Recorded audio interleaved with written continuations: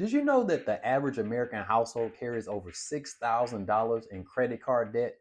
And this is just one of the many types of debts many Americans struggle with.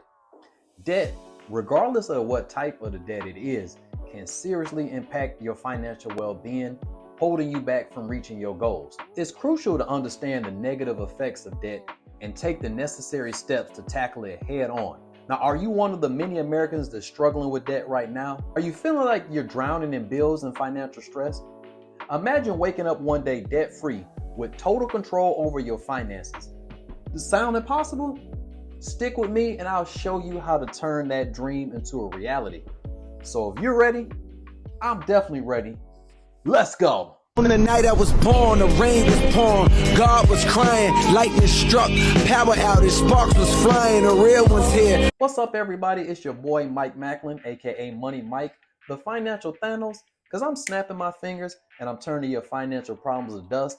Today's lesson is mastering debt, your key to financial success. Now, if debt has you feeling down, don't worry, because I've got your back. We're gonna dive into debt management strategies to help you take control of your finances and live debt-free. If you find this video helpful at all, go ahead and do me a favor and hit that like button and also subscribe for more financial tips just like this. So first things first, let's talk about the different types of debt. We have secured debt, which is like mortgages and car loans, and these are backed by assets. Then you got unsecured debt like credit cards and medical bills, which aren't tied to any collateral at all. Now, not all debt is created equal. There's good debt and there's bad debt. Good debt can be an investment in your future. Examples of this is taking the courses or certifications or starting a business that will turn that debt into profit. Now, bad debt, on the other hand, usually comes with high interest rates and no long-term benefits.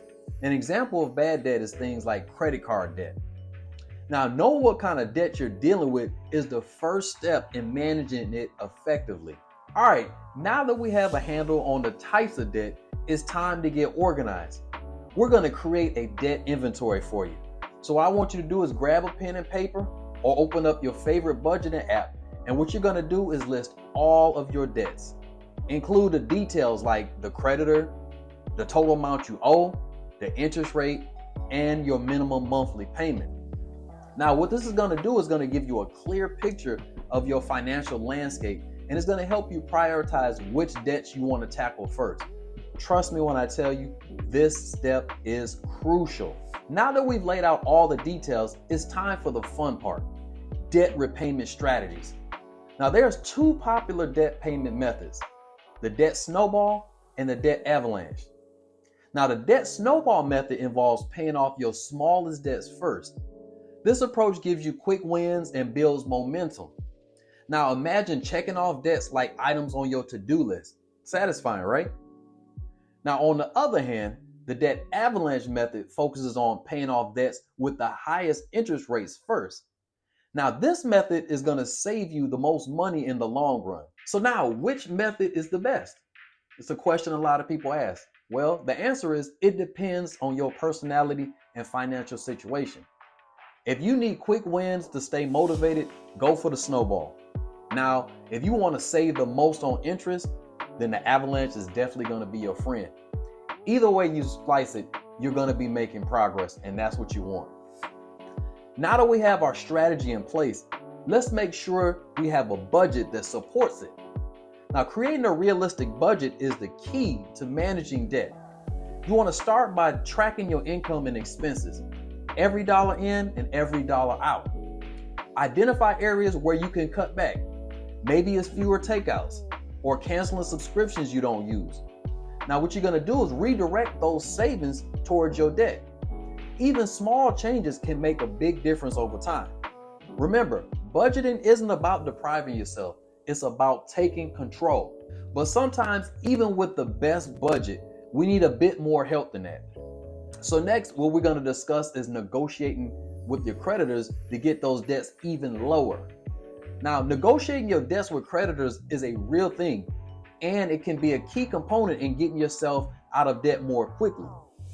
It might sound daunting, but it's worth a shot, trust me. One of the best ways to negotiate is to go ahead and call those creditors up and ask for a lower interest rate or more manageable payment plans. Be honest about your situation and explain why you're going to need this help. Many creditors are willing to work with you. After all, they want to get paid too, trust me. And if negotiating isn't your thing, consider working with a credit counseling agency. They can negotiate on your behalf and help you create a debt management plan. Sometimes consolidating your debts or refinancing loans can simplify things even more. Debt consolidation involves combining multiple debts into a single loan with a lower interest rate. Now, this can simplify your payments and reduce your overall interest. Two-way win right there. Refinancing, especially for mortgages or student loans, can also lower your interest rates and your monthly payments. But be careful, these options aren't always the best fit. Make sure you understand the terms and whether they'll truly save you money in the long run. Now, managing debt isn't just about paying off what you owe. It's also about building good financial habits to stay out of debt. You want to start by creating an emergency fund. This cushion can prevent you from falling into debt when unexpected expenses arise.